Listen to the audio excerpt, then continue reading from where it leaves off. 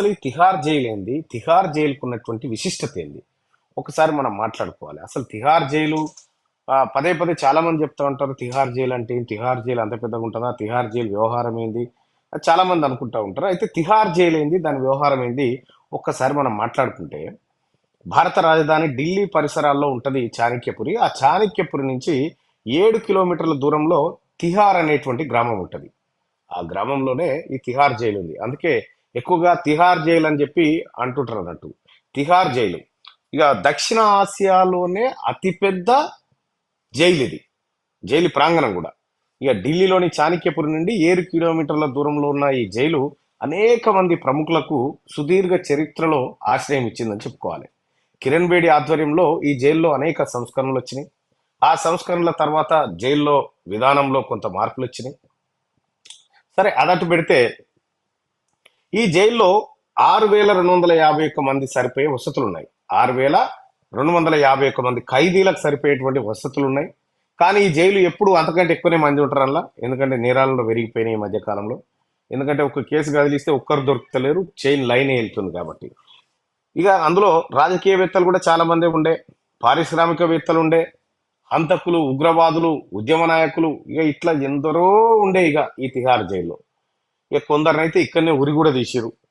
12 ఏళ్ల క్రితం పార్లమెంట్ మీద దాడి చేసిన ఆయన ఉన్నాడు కదా, ఆయన పేరేంది, అఫ్జల్ గురు. అఫ్జల్ గురువును ఉరి తీసింది కూడా తిహార్ జైల్లోనే. మాజీ ప్రధానమంత్రి ఇందిరాగాంధీ హత్య కేసులో ఉన్నటువంటి కెహార్ సింగ్, సత్వంత్ సింగ్లు కూడా ఈ జైల్లోనే వాళ్ళని ఉరి తీయడం జరిగింది. ఇక 1986 మార్చి 16న క్రిమినల్ చార్లెస్ శోభరాజు, అప్పుడప్పుడు మన ముఖ్యమంత్రి కేసీఆర్ ఇది రేవంత్ రెడ్డి గారు మాట్లాడుతూ ఉంటారు కదా, చార్లెస్ శోభరాజ్ లాంటి వాడు కేసీఆర్ అని చెప్పి. అసలు ఈ చార్లెస్ శోభరాజ్ ఎవరు, ఏం కథ అనేది ఇంకో ఎపిసోడ్ లో చూద్దాం. కానీ చార్లెస్ శోభరాజును ఈ జైల్లోనే బంధించడం జరిగింది. అయితే 1986 మార్చి 16 తారీఖు నాడు ఆయన ఈ తిహార్ జైలు నుంచి తప్పించుకున్నాడు. తర్వాత మళ్ళీ దొరికిండు. అప్పటికే పడిన శిక్షతో పాటు పారిపోయినందుకు మరో 10 ఏళ్ళు శిక్ష వేసిరు. అందులో శిక్ష వేస్తే 1997లో అట్లా రిలీజ్ అయ్యిండు చార్లెస్ శోభరాజు. ఇక తర్వాత ఆయన దేశానికి ఆయన వెళ్ళిపోయిండు. సరే 10 ఏళ్ళు అదనపు శిక్ష పడ్డది, అయిపోయింది. అట్లాగే అస్సాం మాజీ విద్యాశాఖ మంత్రి రిపున్ బోడా డానియల్ టాప్నో హత్య కేసులో ప్రధాన నిందితుడు ఆయన 2008 జూన్ 3న సిబిఐ బోరాను అరెస్ట్ చేసి ఇదే జైలుకు తీసుకొచ్చింది. ఇక డిఎంకే ప్రముఖులు కూడా చాలా మంది ఉన్నారు. కేంద్ర మాజీ మంత్రులు ఏ రాజా, కనిమొలి, వినోద్ గోయంకా, షాహిద్ బల్వా, సంజయ్ చంద్రలను ఈ 2G స్పెక్ట్రమ్ కేసు ఏదైతే ఉందో ఆ కేసులో అరెస్ట్ చేయడం జరిగింది. ఇదే జైల్లో కూడా అప్పుడు పెట్టడం జరిగింది. అంతేందుకు ఒలింపిక్ గేమ్స్ కు సంబంధించినటువంటి కుంభకోణంలో కూడా ఈ తిహార్ జైల్లోనే వాళ్ళు పెట్టడం జరిగింది. ఒలింపిక్ అసోసియేషన్ మాజీ అధ్యక్షుడు కేంద్ర మంత్రి సురేష్ కల్మాడిని 2010లో జరిగిన కామన్వెల్త్ గేమ్స్ లో అవినీతి ఆరోపణల కారణంగా అరెస్ట్ చేసి ఇదే జైల్లో తరలించారు. ఇక పార్లమెంట్ లో అవిశ్వాస తీర్మానం సమయంలో డబ్బు ఎరచూపి ఎంపీలను ప్రభావితం చేసిన ఆరోపణలపై సమాజ్వాదీ పార్టీ మాజీ సభ్యుడు అమర్ సింగ్, ఆ తర్వాత అరవింద్ కేజ్రీవాల్ను అరెస్ట్ చేసి ఇక్కడ ఉంచారు. హర్యానా మాజీ ముఖ్యమంత్రి ఓం ప్రకాష్ చౌతాలాతో పాటు అతని కుమారుడు అజయ్ చౌతాలా అవినీతి కేసులో ఈ జైల్లోనే ఉన్నారు. ఇంకా అంతేకాదు, ఈ జైలు మొత్తం 400 ఎకరాల విస్తీర్ణంలో ఉంటుంది ఈ తిహార్ జైలు. ఈ తిహార్ జైలు అత్యంత ఫేమస్ జైలు.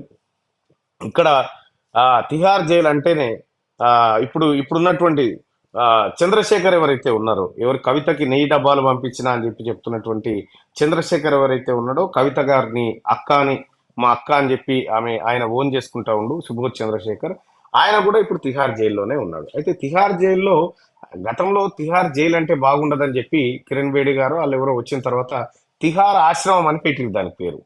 తిహార్ ఆశ్రమం అని పెట్టినా ఏది పెట్టినా కూడా ఆశ్రమంలోకి బయటకు వచ్చే పరిస్థితి అయితే ఉండదు. అయితే కల్వకుంట్ల కవిత గారు మొట్టమొదటిసారిగా మొత్తం దక్షిణ ఆసియాలోనే అత్యంత పెద్ద జైల్లోనే అడుగుపెట్టింది. ఈ చిన్న వాళ్ళ కుటుంబానికి ఆనయ్య కూడా, ఈ చెంచల్గూడ, ఈ చర్లపల్లి లాంటి చిన్న ఆనయ్య వాళ్ళకు కూడా వాస్తవానికి కూడా ఇంత పెద్ద జైల్లో పెట్టిరు. అయితే కవితకు